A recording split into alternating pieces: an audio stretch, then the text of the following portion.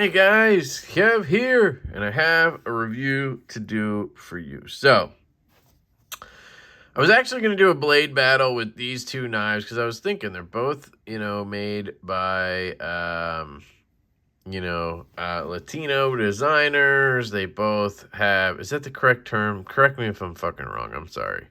I had to say it. I don't know what the fucking term would be, so I said Latino. Anyway.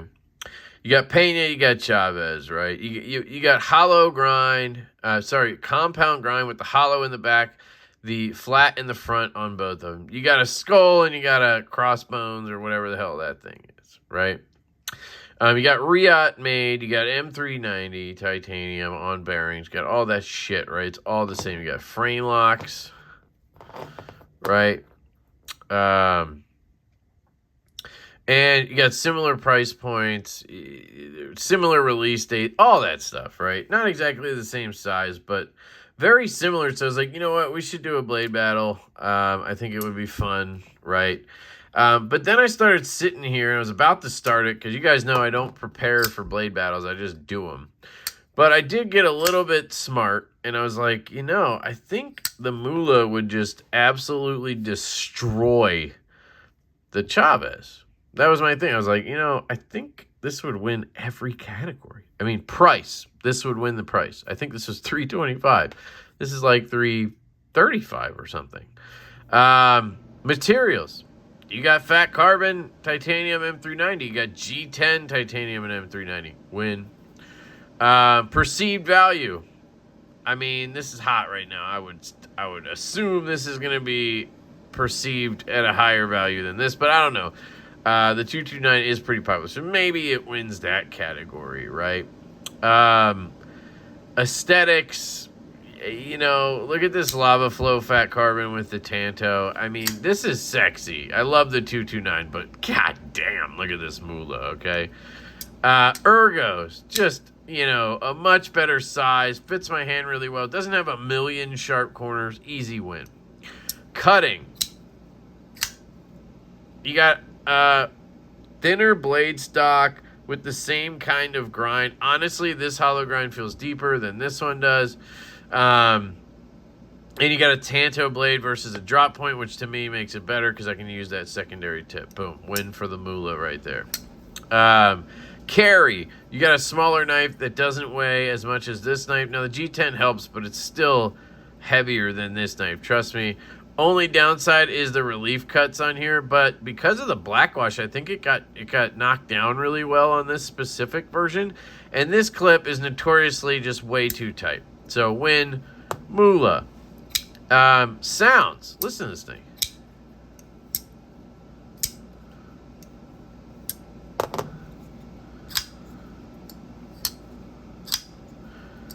All right, I would totally give it to the Chavez because of that clack out. All right, so we got 2 to the Chavez, and we got like 4 or 5 over here, right? Action / fidget factor. This one's actually really good. It does drop shut, which is awesome. But they all do because they're such heavy blades. But you have that super late detent. And you have the lock bar pressure kind of to contend with on this one, where you have the same thing going on here, but it's a little bit easier to get to. And this one also drops shut. And on top of all that, you have this really nice front flipper you can use. So you can do the front flip like that, or you can even take it and do the rollback move if you're not an idiot like me. Come on, baby. I was doing it the other day. All right. Maybe I can't do it now. I don't know. But anyway, you have a little bit more versatility, so I'd say win goes to the Mula.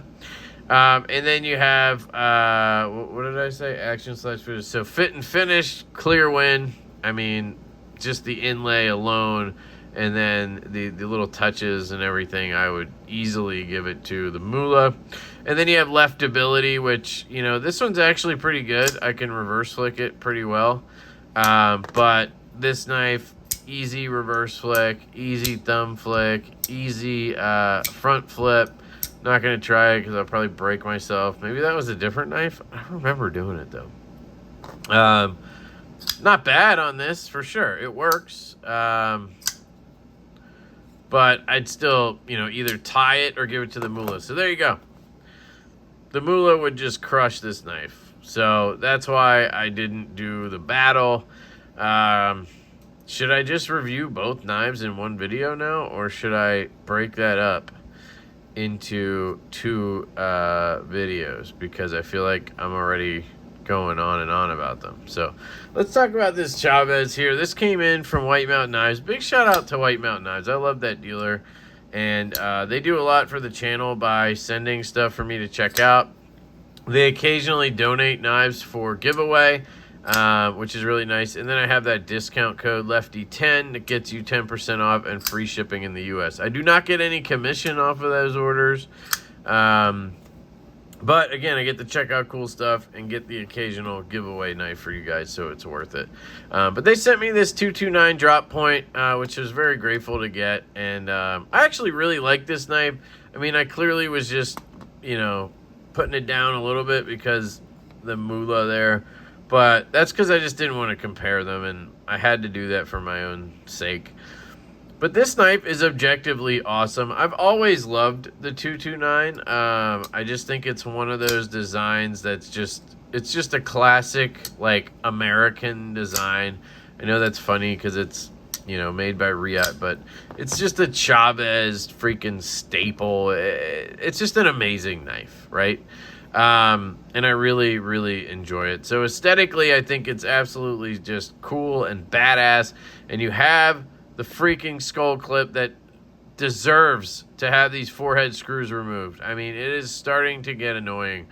Just go back to the original clip or mount it from the inside. Stop feeding into the pussies. I mean, it's really annoying me. I would be so mad if I waited all this time to get a 229, right? I bought the Scapegoat, and I bought the fucking Sangre, and I bought the Liberation, and all this shit, just waiting for the 229 to come out, because that's the creme de la creme when it comes to the Chavez line, right? And then I get it, and it's like, fuck. You gave me the goddamn forehead screws on this model too? And you look at the ones from 2 years ago, and they don't have it, and it's like, God, please. So anyway, I just hate those screws. But aesthetically, I think this knife is badass. You got the jimping again, like the last couple I reviewed, the Sangre and the Liberation didn't have jimping, which was just fucking weird. It was weird not to have jimping on a Chavez. Like, yes, the jimping is obnoxious, but I love it. We love it. It's like the skull clip, you know? So anyway, I love the design. I just truly do. There's just something about it. And honestly, I usually prefer the Tanto because I can use that secondary tip. But I will say, I think maybe the drop point aesthetically does look better. So since it's not a keeper, this is a loaner. I'm glad I got to check out the drop point for once. Because I would not be able to buy a drop point. I couldn't bring myself to do it. I'd have to buy the Tanto. Ergonomics on this knife are actually very good. And it's because of the size. So I have a large glove size hand. And it fits right into the meat of this handle, right? And the reason why it works is because I don't have these corners in my palm. Now, when I had the 229 Street, or what was the knife?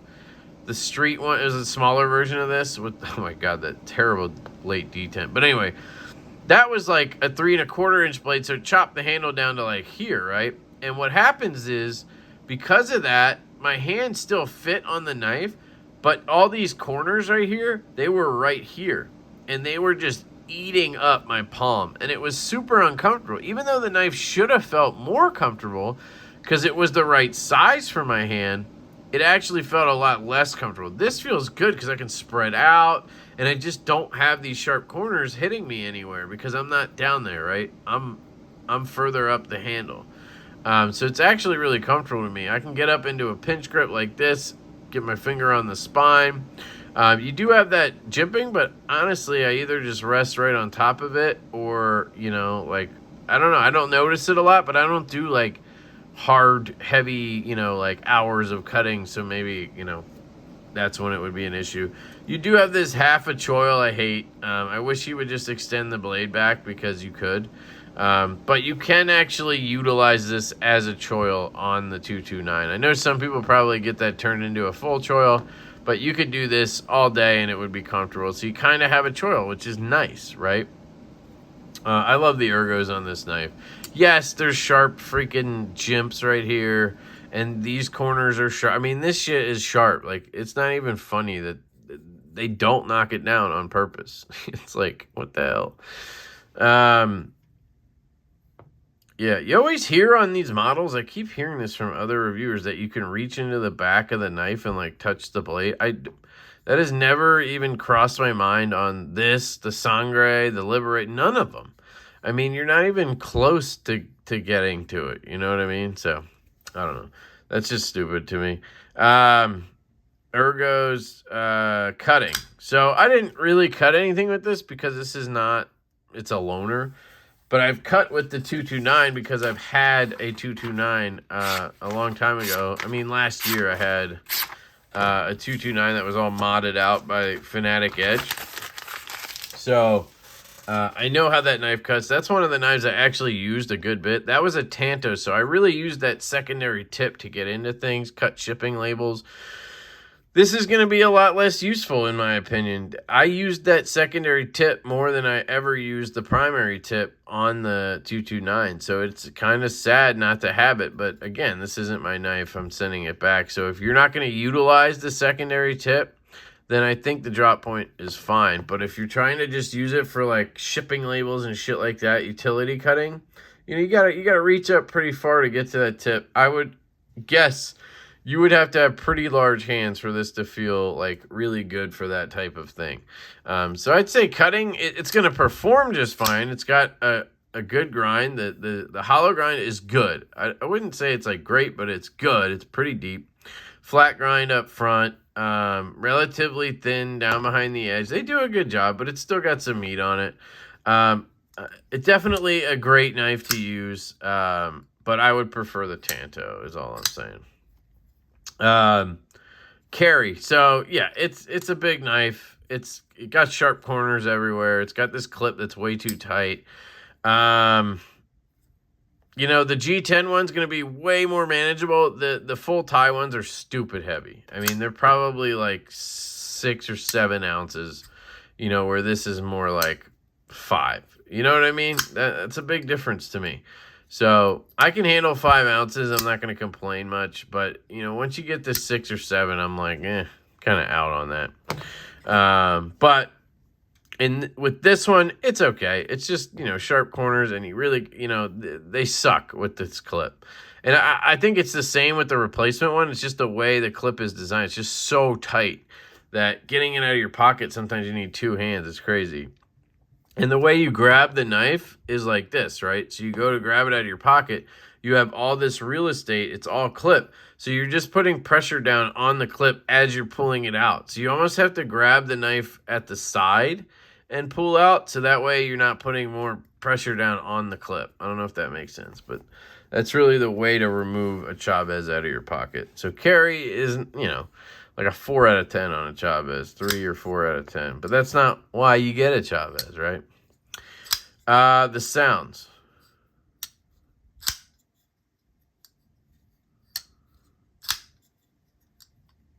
Yeah, I mean, it's a Chavez. It really bangs out. Fantastic on the sounds. And then we talked about action and fidget factor already when we were doing the fake battle. It flies out. You can reverse flick it real easily. They really dialed these detents in, guys. Even the ones from 2 years ago, they still were pretty strong detents, right? This is much more manageable. Like you can see here, I can, you know, just pop it out like that. Now, I'm not going to fail it, but it's just flying out and locking up. It's not like, you know, as soon as you get it to break the detent, it freaking like throws it across the room, right? It's not that strong anymore. And that means a lot as a lefty because, again, the 229 set up perfectly for me as a lefty to reverse flick. You just get down to that clip almost right away and flick it out. But you can also climb up a little bit on this one. Like here, I'm off the clip. Oh, I had it earlier there. And I could still flick it. Like, dude, trust me, on the previous models of the 229, like not the last one, but the ones before, you couldn't even look at the lock bar or it would lock up completely. So this is a huge improvement. Like even this right here, I wouldn't be able to flick because I'd be putting that little bit of pressure down with the left side of my thumb, and it like was just stupid. So it's way better. These are dialed perfectly, but trust me, it still feels strong. Where like the Mula sometimes, this one's a great example. They did a good job with the detent. But if you've ever handled another Mula, like the earlier ones, they just felt a little too light, right? And that's because, you know, they're worried about the front flipper and everything. This one's dialed perfectly, but like it's not like that at all. This is still plenty strong. It's super snappy, excellent. But you can roll it out. I mean, look at that. I can walk it out, which is great. But then if I want to flick it, dude, you can bang it. So I think they did a great freaking job on action on this one. So yeah, overall, this is an absolutely fantastic knife. They you know, they just keep killing it with the 229. Riyadh's doing a great job. The fit and finish is way better on this than the Sangre. You can see it's dead centered with that hollow grind. They did the grind properly. Yeah, it's all good. All of it's improved except the stupid forehead screws. That's literally my only gripe compared to the previous models. Do I want one? Yes, I do want one of these in a Tanto again, but I just don't feel like spending $350 or whatever it would cost to get the one I want. And then I'd want to get it modded again, and then I wouldn't carry it because ultimately it's a novelty knife to me. You know, it is badass and all those things, but it's just badass because of the clip and everything, and that's what I love about it, right? But that's what makes it a novelty as well, and ultimately it won't remain in my collection. So personally, I'm just going to go ahead and send this back and pass on the 229. But I can highly recommend the knife if this is something you want. I do recommend the G10 just because of the weight difference. It makes a huge difference if you've ever handled one or the other. And you can get it with a cool pattern if you go to Fanatic Edge, get frag done, color some shit. Like, you can make the G10 look fire. They also have carbon fiber ones at Blade HQ and maybe Micarta. I just would avoid the full tie, as cool as they are. They're just way too heavy. So that's my advice on the 229. And then if we talk about the Mula here, guys. So these are two knives I have reviewed in the past, right? So they're kind of revisits, you know, upgraded models or whatever you want to call them. But I think that's a good thing to do because I change, right? The knives have changed, but I've changed too, you know? I'm not the same guy that originally reviewed the Mula. I'm much more flexible and capable at flicking right-handed knives left-handed. I'm just way better at being left-handed with a right-handed knife, and I'm way better at being right-handed with a right-handed knife, you know? If you look back, maybe 2 years ago when the channel started, I don't know how much I sat there and fidgeted with knives right-handed. I do that all the time now. Go for it now. So I'm different and the knife is different. So I think it's worthy of, you know, doing a re-look, so to speak, at a knife. I can kind of catch it. Yeah, I can catch the tip right there. But I mean, I'm sticking my finger in there to catch it. Like if I just roll it past, I have to do this to kind of catch it. And then I'm not even catching it enough. So I wouldn't call that an issue, but I don't know. You could, I guess, go in with your finger and stab yourself maybe there. I don't know. Anyway, just something to note. So the Pena, this is the Pena X Series Mula. This is an exclusive with Sons of Liberty Gunworks, I think it's called, out of Texas. They're a gun shop. I think they sell knives. I didn't know that until, I didn't even know this place existed until this collaboration. I heard about it by watching, I think I was just on Pena's Instagram, or maybe somebody showed it to me, and then I was all ready to buy one. I had kind of written off the Mula. I had the original version, and then I had the Spear Point version, both of which I sold or traded. Ultimately, it was just a little too heavy for what it was. I didn't love the relief cuts. And then it was a little too right-handed as well for me. So that's why I ultimately, never hung on to one.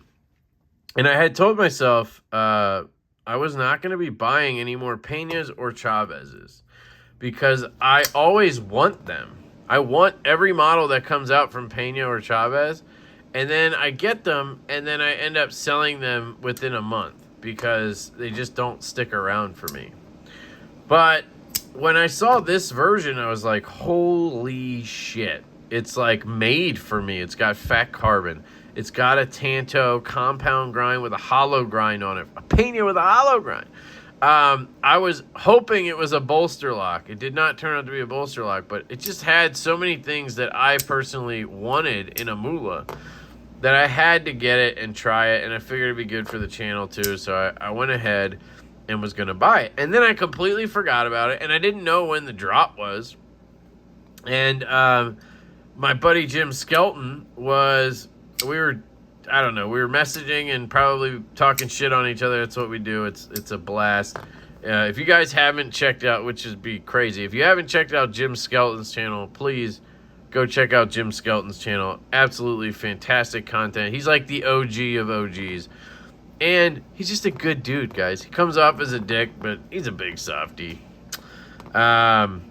Anyway, he's like trying to sell me something, right? And I'm like, what are you what are you after? And he's like, and he sends me a link to this. And I'm like, well, I guess I'm not buying your stuff because I just bought this. It's like, thanks for the reminder.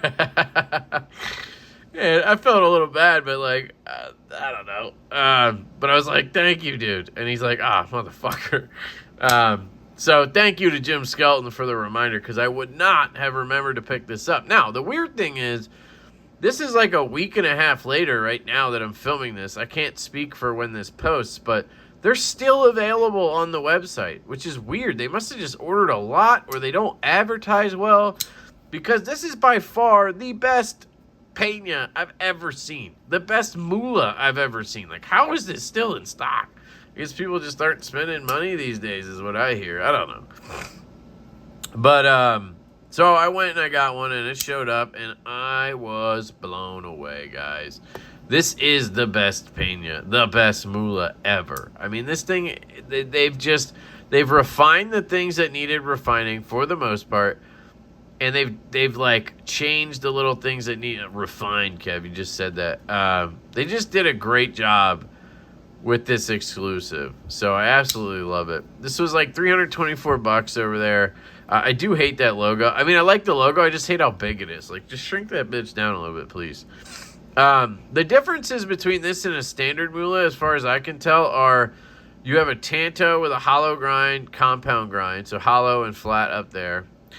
And you have standoffs instead of a backspacer, which I've heard people bitch about. But in my opinion, it's better because it removes weight. Because what Pena likes to do when he uses a backspacer is put it in fucking copper or bronze or brass and weigh the fucking knife down.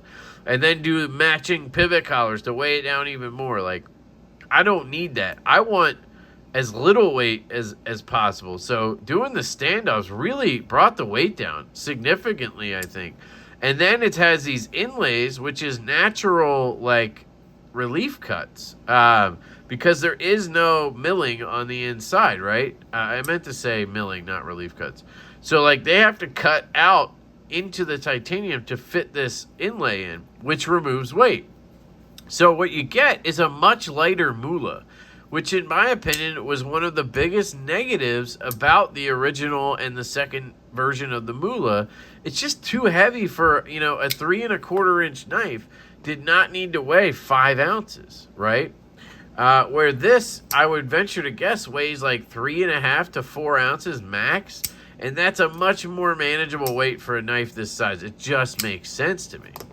So I love that part about it. And then they did this black washed handle. Again, they did this lava flow FatCarbon inlay. The black wash did something to the relief cuts as well. They're not as aggressive and they're not ripping my pants up like they were originally. And I think it's because it gets stonewashed after the coating, so it knocked down those corners, which is awesome. So that's something that's different. And then you have these just titanium pivot collars instead of like copper or whatever it was before. I believe the front flipper is more pronounced on this than it was on the original Mula X series, but I think they changed that on the second like run or whatever. So I think that was already done on the sheep's foot one. Unless it was the drop point that was for second. I can't remember. But anyway, those are some of the changes. And then you have this black on the PVD or whatever on the thumb studs, which are good. And all of that just gives this such a different vibe. The ergonomics of this knife are just amazing. I mean, if you go into this back grip right here, I can get a full grip with my large glove size hand. But you have this flat. It's perfect flat right here. It's just amazing to hold in the hand. It's so comfortable. It's so easy to just wield around. Like, it doesn't feel heavy because you have that, you have less weight than the original version. I can get into a pinch grip real easy. It's comfortable. Climb up here. I have that secondary tip on the Tanto. So if we skip over to cutting, you know, you're going to be able to use that secondary tip, or I am, to cut shipping labels, stuff like that. But I can still get up to that primary tip pretty easily and use that as well. And then you have this beautiful hollow grind back here and the flat up here. So you get this hollow, which is, again, a huge departure from what Pena normally does, which is a stupidly thick flat grind. I mean, it's so annoying getting a Pena knife because you see it as this super usable, just like great EDC knife. And then they slap this like flat grind that starts here and it's just thick behind the edge. I mean, I don't know how else to explain it. I've just never enjoyed cutting with a Pena. Except maybe the Lanny front flipper. I think that was a hollow too. But this just changes the game, man. It's such a more usable blade, in my humble opinion. You got that beautiful belt satin from Riot. Just gorgeous, you know? So the cutting on this is just, to me, 10 times better than any of the previous Penas or Mulas. Carry is good. So it's not great, but it's good, which makes it 10 times better than it was before. Now, it does carry pretty shallow, so you have this much sticking out of your pocket. Not ideal, but it's not like a deal breaker for me. You do have that weight that's brought down, so that feels good.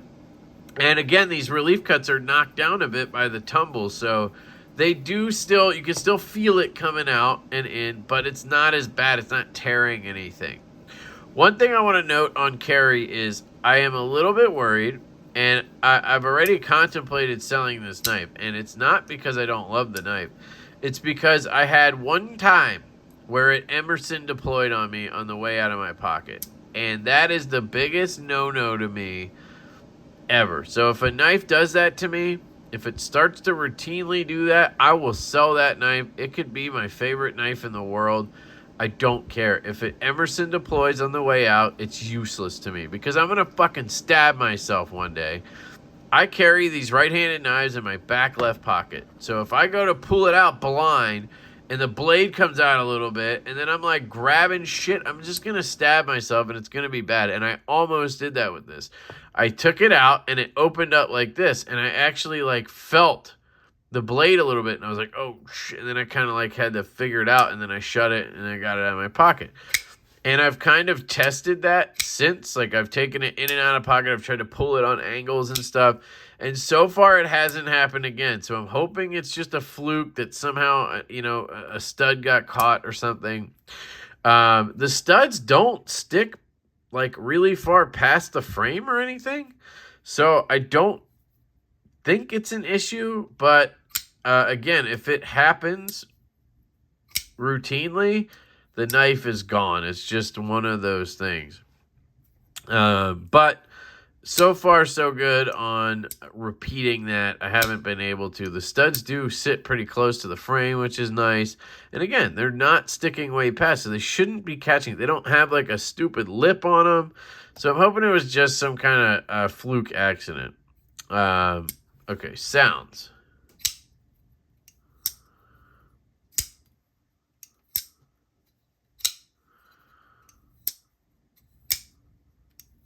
I think the sounds are phenomenal on this knife. They're not like the Chavez, but it bangs out and it clacks closed. I really enjoy it. I'd give it a 7 out of 10. Action / fidget factor. So this is where this knife gets set off for me. And one of the reasons I absolutely adore it is they did a great job balancing the detent, where on the original Mulas I had, the first one and the second one, I just always felt the detent was slightly too weak. Now this is like, I would want it a little bit stronger if I could absolutely choose how my detent was set. But I understand why it was set the way it was. They want you to be able to utilize that front flipper. And it's not too weak. Like the ones before, you could, easily shake them out. And, you could just like pop it like that and it would just leak out. This you can see, if I just put enough pressure, it still shoots out and locks up. Yes, I can fail it. No, maybe not. But I can easily walk it out like this. It's easier left-handed because right-handed you're on the frame lock. See there, I can walk it out. But because of that, left-handed, it's actually a little easier to use. I'm right on the clip. Boom. It fires. I don't think I can put pressure. Oh, yeah, look at that. I can put a little bit of pressure down on the lock bar, and it still fires out. That one was a little tight. But it's very easy to use left-handed. I don't have to worry about that frame lock very much. Front flipper works excellent. I mean, they did a great job with the jimping. Catches really well.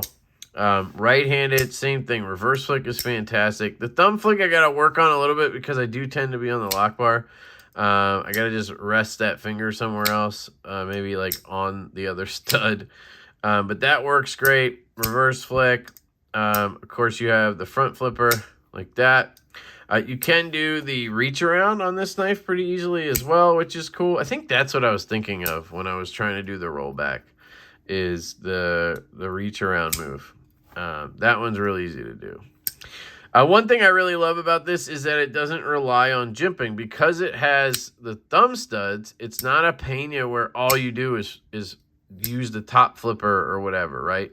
And what always happens with the Penas is my skin gets in there and eventually it becomes smooth and then you can't use it anymore and you got to clean it out. And that just like pisses me off. So I sell the knife.